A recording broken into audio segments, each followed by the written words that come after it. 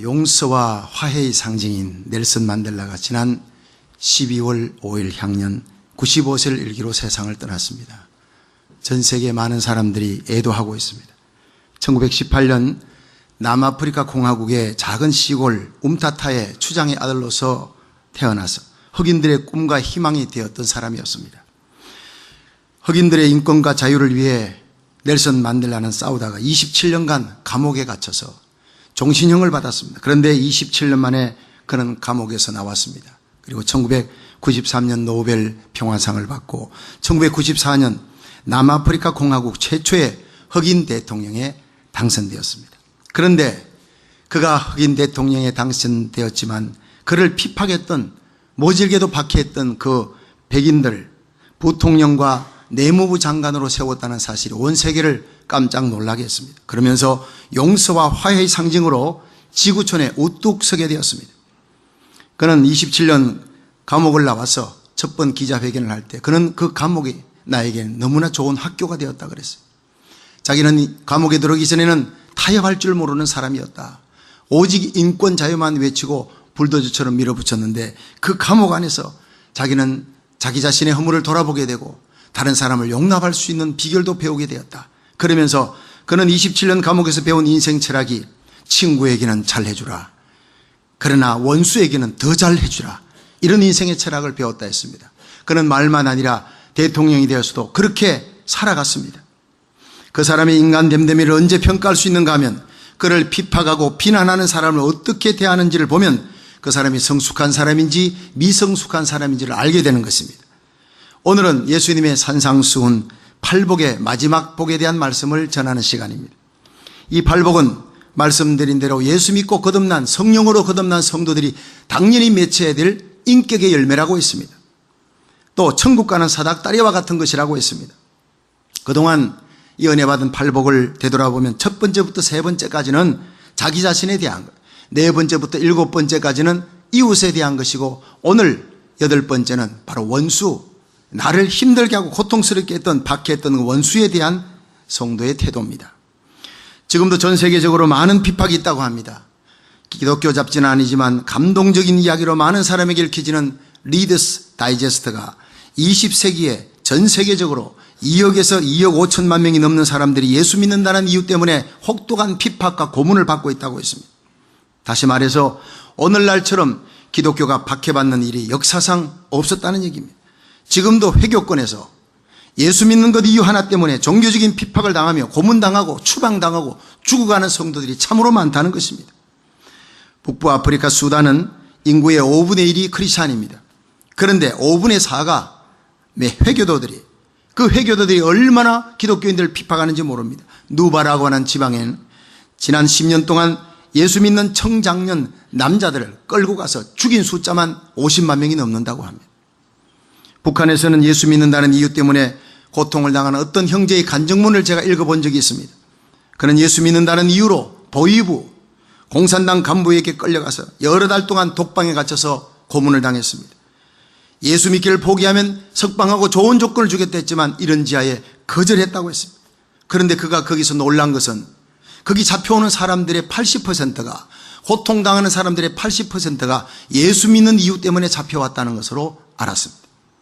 어찌나 심하게 고문을 막 당하고 매를 맞았는지 다시는 정상적으로 걸을 수 없는 사람이 많았다고 했고, 정기 고문을 받아서 정신이 온전치 못한 사람도 많았다고 했습니다. 한 번은 그가 너무너무 배가 고파 며칠 굶었는지 모르는 거예요. 아무것도 주지 않는 거예요. 배고파 죽겠다고 하나님께 먹을 것을 달라고 기도했습니다. 그런데 기도가 끝나자마자 구멍에서 쥐가 몇 마리 튀어나온 거예요. 그래서 두 마리를 잡아가지고 얼른 껍질을 날 것으로 막 먹어요. 쥐 잡은 거 먹다가 들키면 또 두드려 맞으니까. 그래서 그걸 먹으면서 하나님 감사합니다, 이 쥐고기라도 주시니 감사합니다, 그렇게 기도했다는 거예요. 그걸 읽으면서 눈물이 나오지 않을 수가 없었습니다. 여러분, 이것이 바로 의를 위해 핍박당하는 성도의 모습입니다. 이렇게 핍박당하는 성도가 지구상에도 많이 있습니다. 우리는 이렇게 자유롭고 풍요로운 미국 땅에 살면서 자유롭게 예수를 믿고 있다는 거 하나님께 감사하시길 바랍니다. 동시에 이 지구상에 우리의 사랑하는 예수의 피로 거듭난 성도들, 우리 형제들이 고통당하고 핍박당하고 있다는 것 아시고 직접 동참할 수 없지만은 그러나 우리가 기도로 동참하고 하나님께 아뢰시기를 주의 이름으로 축원합니다. 오늘 본문 마태복음 5장 10절 11절에 보면 의를 위해 핍박을 받는 자는 복이 있나니 천국이 저희 것입니다. 나를 인해 너희를 욕하고 핍박하고 거짓으로 너희를 거스려 악한 말 할 때는 기뻐하고 즐거워하라. 하늘에서 상이 큼이라 그랬어요. 우리 여기서 생각할 첫 번째가 그러면 무엇이 핍박이 아닌가 하는 것부터 살펴보겠습니다. 예수 믿는 성도들이 어떤 일을 잘못 처리해서요, 지혜롭지 못하게 처리했기 때문에 당하는 곤경과 어려움은 그건 처벌이지 핍박이라고 할 수가 없다는 것입니다. 첫째로 우리 실수 때문에 당하는 어려움은 핍박이 아닙니다. 베드로전서 2장 20절에 보면 죄가 있어 매를 맞고 참으면 무슨 칭찬이 있으리요. 베드로전서 4장 15절에 너희 중에 누구든지 살인이나 도적질이나 악행이나 남의 일을 간섭하는 자로 고난받지 말라 했습니다. 우리 실수 때문에 어려움을 당하지 말라는 거예요. 두 번째, 자신이 미련해서 받는 것도 그건 핍박이 아닌 겁니다. 마태복음 10장 16절에 보면 예수님께서 제자들 전도하러 보낼 때 보라 내가 너희를 보냄이 양을 이리떼 속에 보낸 것 같다. 그러므로 뱀같이 지혜롭고 비둘기같이 순결하라. 비둘기같이 순결은 알겠는데 뱀같이 왜 여기 뱀의 비유를 하느냐. 여러분 뱀은요 굉장히 지혜롭습니다. 길거리 가다가 뱀이 차에 치여 죽은 거 보셨습니까? 발도 없는데 그냥 길거리 함부로 안 나옵니다. 자기 죽을 자리 나오지 않습니다. 자기보다 힘이 센 동물한테는 함부로 대들지 않습니다. 보호색을 씁니다. 얼마나 지혜로운지 몰라요. 그 지혜를 전도할 때도 쓰라는 거예요. 지혜가 없어서 미련함으로 당하는 것은 핍박이 아니라는 거예요. 제가 꺼벙이 남편의 일기라는 글에 이런 우스꽝스러운 이야기가 적혀있는 걸 보았습니다. 일기장 첫 장에 모월 모일 아내가 애를 보라고 해서 열심히 애를 뚫어지게 쳐다보다가 아내에게 머리통을 맞았다. 일기장 둘째 장은 모월 모일 아내가 세탁기를 돌리라 해서 있는 힘을 다해서 세탁기를 돌리고 세 바퀴째 돌리고 있는데 아내에게 행주로 눈탱이를 맞았다. 일기장 세 번째 모월 모일 아내가 커튼을 치라 해가지고 손으로 커튼을 툭툭 치고 있는데 아내가 옆구리를 쥐어 박았다. 일기장 네 번째 오늘은 아내가 분유를 타라고 했다. 좀 힘든 일이지만 사랑하는 아내가 분유를 타라 하니까 내가 분유를 타고 끼랴끼랴 하고 열심히 뛰고 있는데 아내가 보더니 내게 걸레를 집어던졌다. 일기장 다섯 번째 아침에 일찍 회사를 가려고 하는데 아내가 여보 문 닫고 나가. 그래서 내가 일단 문을 닫고 나가려고 애를 쓰지만 나가지지 않았다. 아무리 애를 써도 나가지지 않아 30분을 애쓰고 있는데 아내에게 엉덩이를 발로 차이고야 밖으로 나가게 되었다.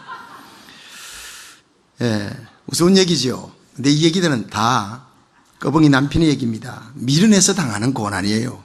이런 거는 핍박이라고 할 수도 없다는 얘기입니다. 여러분 우리가 지혜가 없어서 당하는 고난을 받아서는 안 됩니다. 어떤 사람은요 성격이 못되고 고집이 세고 까칠해가지고 남을 무시하는 태도 때문에 눈총받고 고난받아요. 그것도 본문이 말하는 핍박이 아니라는 거예요. 네 번째는요 광신적인 열정 때문에 고난받습니다. 그것도 아니라는 거예요. 예수 믿는 사람들은 내가 예수를 믿어 믿지 않는 식구들에게 복음을 전해야 됩니다. 주 예수를 믿으라 그러면 너와 내 집이 구원을 받으리라. 우리는 책임적인 존재예요. 믿으시면 아멘. 그리고 예수 믿기 전보다 예수 믿으면 배나 더 부지런해야 된다는 얘기가 있습니다. 교회 나가야지요. 집안일 해야지요. 그 집안일도요. 예수 믿기 전보다 더 잘해야 되는 거예요. 더 열심히 해야 되는 거예요. 자녀들 돌보고 남편에게 대하거나 믿지 않는 남편 전도하려면요. 배나 3배나 더 부지런해야 되는데 예수 믿고 난 다음에 집안일 팽개쳐 안 하고 교회일만 한다. 그러니까 그건 핍박이 아니에요. 그거는 자기가 가정생활을 소홀히 함으로 당하는 고난은 좀 더 지혜롭고 성실했다면 당하지 않을 수도 있는 일이고 오히려 성실했다면 부지런했다면 전도할 수 있는 기회가 주어지는 거예요. 다섯 번째는 대의 명분을 위해 고난받는 겁니다. 이것도 핍박이 아닙니다. 어떤 그리스도인은 정치에 참여하기 위해 그다음 어떤 이념을 위해 경제개혁을 위해서 투쟁합니다. 투옥당합니다. 고통당합니다. 이런 사람 정의를 위해 핍박받는다라고 그렇게 생각합니다. 자기가 옳다고 생각하는 이념을 위해 희생하고 수고하다가 고난받습니다. 그런데 오늘 성경은 그것도 성경이 말하는 핍박은 아니라고 얘기하는 겁니다. 그러면 의를 위해 핍박을 받는다는 것이 뭘 뜻하느냐? 바로 예수 그리스도를 위해서 당하는 핍박만 핍박이라고 하는 것입니다. 마태복음 5장 11절에 나를 인하여 너희를 욕하고 핍박하고 너희를 거스려 악한 말을 할 때는 기뻐하고 즐거워하라. 이게 나를 인하여 라는 말이 주목해야 될 말씀입니다. 고린도전서 1장 30절에는 예수님이 바로 우리의 의로움이다 그랬어요. 의를 위해 핍박받는 것은 순수하게 주님을 위해 핍박받을 때만 쓰여지는 단어인 줄로 믿으시기 바랍니다. 이런 핍박에만 하늘의 상급이 있고 이런 핍박에 성령의 위로가 함께할 줄 믿으시기 바랍니다. 디모데후서 3장 12절에 무릇 그리스도의 예수 안에서 경건하게 살고자 하는 자는 핍박이 있으리라 했어요. 요한복음 15장 19절에 보면 예수님께서 너희는 세상에 속한 자가 아니요 도리어 세상에서 나의 택함을 입은 거로 세상이 너희를 미워하느니라. 사람들이 나를 핍박하여선즉 너희도 핍박하리라. 여러분, 예수님 빛입니다. 어둠이, 세상이 예수님을 미워했다고요. 십자가에 못 박았다고요. 성도는 세상이 빛이라 하겠습니다. 그러므로 그리스도 안에서 경건하게 살고자 하는 성도는 마땅히 예수님을 핍박하던 세상이 성도도 핍박하게 되어 있다는 겁니다. 죽은 신자는 핍박하지 않습니다. 사냥개는 죽은 동물을 공격하지 않는다는 말이 있습니다. 살아있는 동물만 사냥개가 공격하는 거예요. 우리가 주님 뜻대로 주의 발자취를 따라 경건하고 거룩하게 살아가려고 할 때 마귀는 그 살아있는 성도를 공격하게 될 줄로 믿으시기 바랍니다. 그러므로 우리가 하나님 일 하다가 이런 예수님으로 인해, 신앙으로 인해 주의 발자취 따라가다가 핍박당할 때는 기뻐하시기를 바랍니다. 교회에서도 뭔가 일을 하려고 하면요, 반대 세력에 부딪힐 수 있어요. 주님 위에, 주의 몸된 교회를 위해 충성할 때 그 부딪히는 어려움을 여러분들이 핍박이라 생각하고, 내가 주님 때문에 당하는 손해와 고난 잘 견디면 우리 주님 보상해 주신다 생각하고 잘 견뎌야 합니다. 자전거 타고 가다 보면 페달을 천천히 밟으면 맞바람도 천천히 부드럽게, 그러나 페달 빨리 밟으면 이게 막 그냥 북풍처럼 얼마나 세게 부딪힙니까? 우리가 주님 뜻대로 살아가려고 몸부림치고 빨리 달려가면요, 그만큼 핍박도 오게 돼 있어요. 성도의 삶은 연어와 같아요. 그냥 거슬러 올라가는 거예요. 적당히 살아가려고, 안일하게 살아가려고 하면 핍박 없습니다. 세상 파도를 거슬러 올라가는 성도에게만 핍박이 세게 부딪히는 법이에요. 두 번째로, 하나님은 왜 성도들에게 핍박을 허용하실까? 첫째는 진짜와 가짜를 구별하기 위해서요. 토마스 왓슨이라는 유명한 설교가는 가짜 성도들은 예수님을 따라 감람산까지는 갈 수 있다. 그러나 골고다까지 갈 수는 없다 그랬습니다. 쭉증이와 알곡을 구별하기 위해 바람이 부는 날 키질 하잖아요. 그 바람에 날아가 버린 건 쭉증이 가짜예요. 떨어지는 알곡 신자가 돼야 됩니다. 곡간에 들이기 위해. 순금과 도금은요, 평상시에는 도금이 더 반짝거립니다. 그러나 불 속에 500도 되는 불 속에 넣으면 순금은 녹을지언정 절대 변질되지 않습니다. 그러나 도금은 그냥 벌꺼져 버리는 거예요. 본질이 나오는 거예요. 옛날 성깔 다 튀어나오는 거예요. 여러분, 진정 성령으로 거듭난 알곡신자, 순금신자 되기를 주의 이름으로 축원합니다. 하나님은 그 순금신자를, 알곡신자를 하나님의 교회 창고에 드리기 위해서 연단과 고난의 풀무불 속에 집어넣는 거예요. 두 번째는 그리스도인의 거룩한 성품을 완성하기 위해 핍박이 필요한 겁니다. 히브리서 12장 10절에 저희는 잠시 자기 뜻대로 우리를 징계하였거니와 오직 하나님은 우리의 유익을 위하여 그의 거룩하심에 참여케 하시느니라. 욥기 23장 10절에는 나의 가는 길을 오직 그가 하시나니 그가 나를 단련하신 후에 내가 점검같이 나오리라. 할렐루야. 하나님 우리에게 쓸데없는 고난 주시는 분이 아닙니다. 연단의 풀무불 속에 우리 옛사람의 모든 찌꺼기는 다 깔아앉고 녹아버리고 태워버리는 거예요. 고난과 핍박은 그리스도인에게 인내를 낳고 하나님의 거룩한 성품을 형성하는 줄로 믿으시길 바랍니다. 그래서 로마서 5장 3절 4절에는 환난은 인내를, 인내는 연단을, 연단은 소망을 이루는 줄 알미로다 고백하는 거예요. 서양 속담에 흐르는 시냇물에서 돌들을 치워버리면 시내는 노래를 잃어버린다 하는 얘기가 있습니다. 돌들이 있기 때문에 시내가 노래를 하는 거예요. 고난의 돌들이 있기 때문에 우리 인생의 그 아픔과 눈물과 고통이 있기 때문에 그리스도인들은 고난의 아픔을 통해 하나님의 자녀의 인격을 형성하고 하나님의 주권을 찬양하는 성도가 될 줄로 믿으시기 바랍니다. 그리고 세 번째, 핍박은 살아계신 하나님을 체험하는 계기가 됩니다.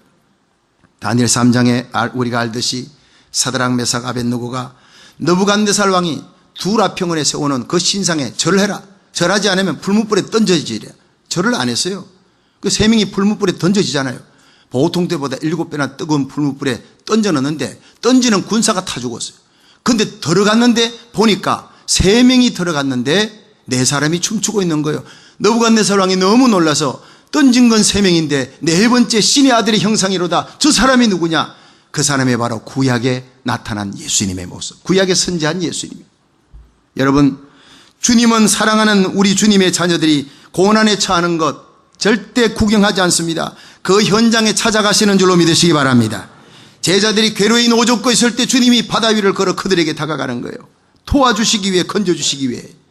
주님은 우리가 주님을 믿기 때문에 고난이 없다고 약속한 것이 아니라 너희가 세상에서 환난을 당하나 담대하라, 내가 세상을 이겼노라, 그렇게 요한복음 16장 33절에 말씀하고 있습니다.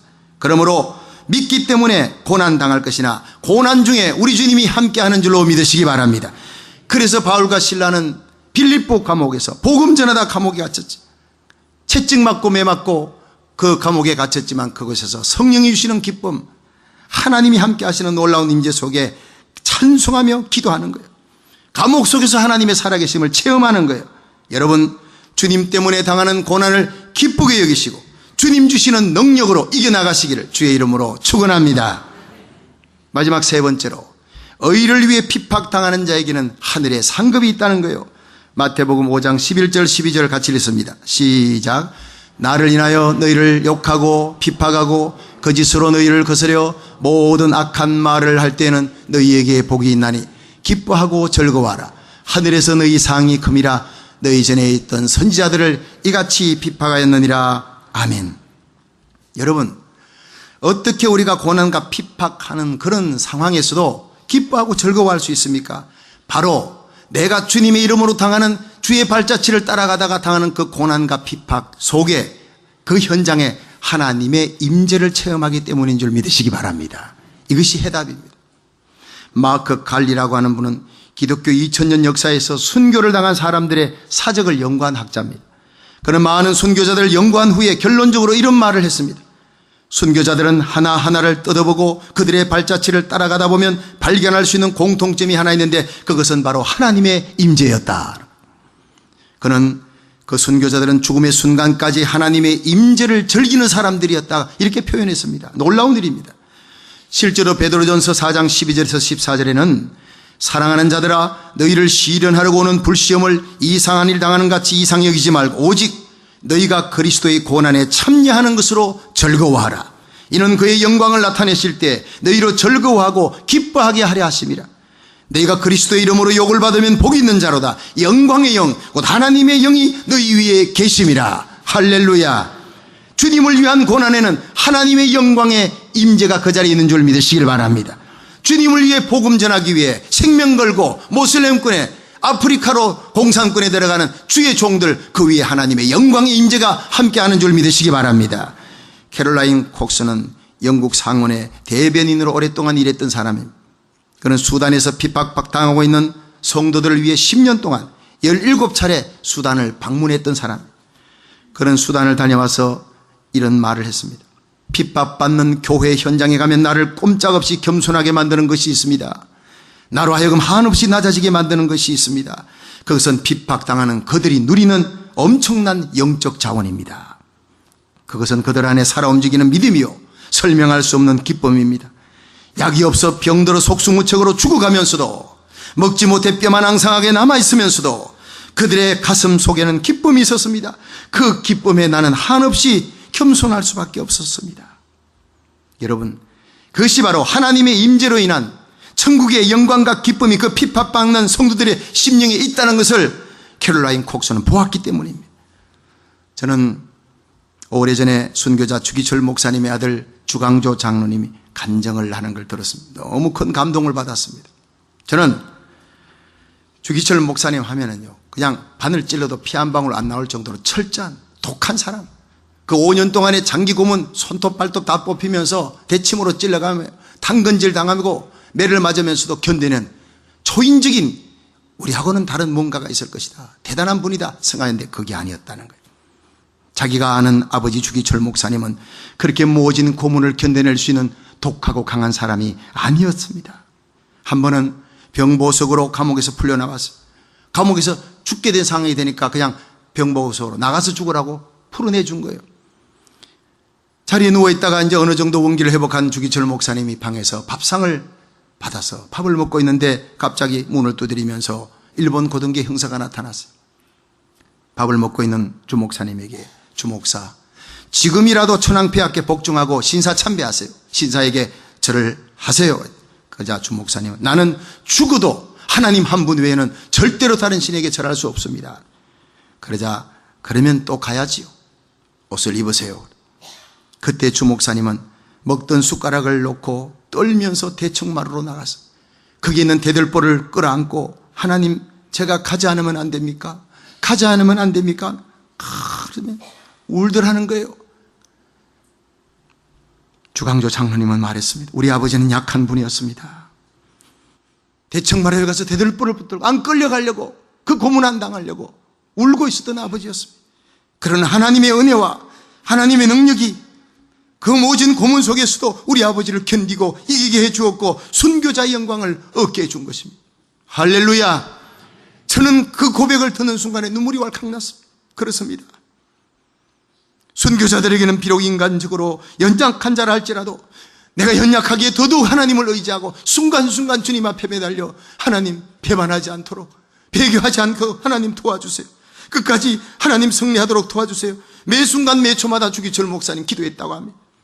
그렇게 하나님을 의지할 때 하나님이 함께 하심으로 그 모진 고문을 이기게 하셨다는 거예요. 할렐루야. 장기 고난도 5년 그 장기 고난도 견디게 해주셨고 순교할 수 있는 힘도 하나님이 주셨다는 겁니다. 그것이 순교자에게 함께 하시는 하나님의 영광스러운 임재인 줄로 믿으시길 바랍니다. 이 하나님의 임재와 함께 엄청난 보상, 하늘의 상급이 핍박당하는 자에게 있습니다. 하늘의 너희 상이 큼이라. 어마어마한 상입니다. 첫째는 생명의 면류관. 요한계시록 2장 10절에 내가 죽도록 충성하라, 그래야면 내가 생명의 면류관을 내게 주리라. 우리 함께 이 생명의 면류관을 얻을 수 있는 성도 되기를 축원합니다. 두 번째는 그리스도와 함께 왕노릇할 것을 약속했습니다. 요한계시록 20장 4절 5절에 예수의 정거와 하나님의 말씀을 인하여 목배임을 받은 자의 영혼들과 또 짐승과 그의 우상에게 경배하지도 아니하고 이마와 손에 그의 표를 받지도 아니한 자들이 살아서 그리스도로 더불어 1000년 동안 왕노릇하니 이는 첫째 부활이라. 요한계시록을 읽다 보면요, 순교하지 아니하면 우리 주님 앞에 설 때 정말 부끄럽겠다는 생각이 들 때가 한두 번이 아니에요. 예수님 그토록 사랑했던 제자 12이 가룟 유다 빼놓고는 다 순교의 길을 걸어갔습니다. 사도 요한은 살아있었지만 그는 산순교자예요. 도미티안 황제, 로마 황제가 사도 요한을 죽이려고 펄펄 끓는 유황 기름 가마솥 때 집어넣었는데 안 죽으니까 두려워서 그냥 밤모섬에 유배를 보냈을 따름 모두가 다 순교의 길을 걸어간 사람. 여러분, 생명의 면류관이나 주님과 함께 1000년 동안 왕노릇하는 영광은 편안하게 예수 믿다 천국 오는 사람들에게 약속된 것이 결코 아니라는 것입니다. 주님 때문에 핍박당하고 주님 때문에 복음 전하기 위해 선교지에서 모진 고통과 어려움을 겪으면서도 주님을 위해 모든 것을 바치고 희생한 거룩한 하나님의 종들과 성도들에게 주님의 몸된 교회를 위해 아낌없이 바치고 희생하며 헌신하며 기도하는 순교의 길을 걸어가는 거룩한 하나님의 백성들에게 약속된 하나님의 보상과 상급인 줄로 믿으시길 바랍니다. 루마니아에 살아있는 순교자라 불리는 범브란트 목사님은 그의 책에서 그가 핍박당할 때의 체험을 이렇게 기록했습니다. 제가 감옥에서 보낸 14년의 횟수가 길게 여겨지지 않았던 것은 홀로 독방에 갇혀 있으면서도 믿음과 사랑을 넘어선 어떤 기쁨을 하나님 안에 발견했기 때문입니다. 그 기쁨이란 이 세상 어떤 것에도 견줄 수 없는 아주 깊고도 독특한 황홀경과 같은 것이었습니다. 그 하나님께서 주시는 기쁨을 가지고 살다 보니 14년을 겨우 몇 달처럼 보냈다는 얘기입니다. 그 감옥이 범브란트 목사님에게는 하나님의 임재, 기도할 때마다 하나님 붙들 때마다 하나님의 임재를 느꼈고 하나님 주시는 영광을 체험하는 천국이 되었다는 거예요. 드디어 그가 추록해서 나올 때 그가 느낀 심정을 이렇게 표현했습니다. 제가 감옥문을 열고 나오자 저는 마치 수십 리 길에 뻗쳐있는 평화롭고 아름다운 시골 전경이 멀리 환히 내려다 보이는 높은 산정에 살다가 갑자기 아무것도 안 보이는 평지로 내려온 것 같은 느낌이었습니다. 여러분, 천국에서 살다가 지상으로 내려왔다는 얘기입니다. 그것이 바로 고통당하는 감옥에서 나온 성도가 할 얘기입니까? 어떻게 그 감옥이, 그 독방이, 그 고통스러운 고문받는 자리가 14년의 고통이 천국의 기쁨을 누릴 수 있게 되었느냐? 그 자리에 하나님의 영, 거룩한 하나님의 임재가 있었기 때문인 겁니다. 여러분, 예수 믿고 손해보는 법은 절대 없는 줄 믿으시기 바랍니다. 우리 중에 신앙 때문에 하나님 일하다가 핍박당하는 성도가 있다면 절대 손해보는 것이 아닌 줄 아시길 바랍니다. 우리 하나님이 다 보상해 주는 것입니다. 하나님께서 우리에게 주시는 은혜는 엄청난 것입니다. 어떤 환경 속에서도 환경을 초월한 하나님의 임재를 느끼고 하나님의 기쁨을 체험하게 될 줄로 믿습니다. 그 고난을 인해 보배로운 진주가 탄생하듯이 거룩한 하나님의 성품으로 우리가 변하게 될 겁니다. 점점 주님의 영광스러운 인품으로 닮아가게 되고 살아계신 하나님을 삶의 현장에서 체험하게 됩니다. 생명의 멸류관을 쓰게 될 것입니다. 우리 주님 오시는 날 영원토록 왕노릇하게 될 줄로 믿습니다. 하늘에서 큰 상을 받는다는 것입니다. 성도 여러분, 고난은 바로 예수 믿는 성도들의 특권인 줄로 믿으시기 바랍니다. 그러므로 바울은 복음 전하다가 매맞고 빌립보 감옥에 갇혔을 때 성령이 주시는 기쁨으로 하나님의 임재 너무 기뻐서 찬송을 부르고 기도하다가 옥문이 터지는 거예요. 이런 사람은 세상이 감당치 못한 사람이에요. 로마서 8장 16절 18절에 보면 성령이 친히 우리 영으로 더불어 우리가 하나님의 자녀인 것을 증거하시나니 자녀이면 또한 후사 곧 하나님의 후사요 그리스도와 함께한 후사니 우리가 그와 함께 영광을 받기 위하여 고난도 함께 받아야 될 것이니라. 생각건대 현재의 고난이 장차올 영광과 좋게 비교할 수가 없도다. 할렐루야. 이 영원한 하늘의 상급, 하늘의 영광에 참여하는 저와 여러분이 될 수 있기를 주의 이름으로 축원합니다.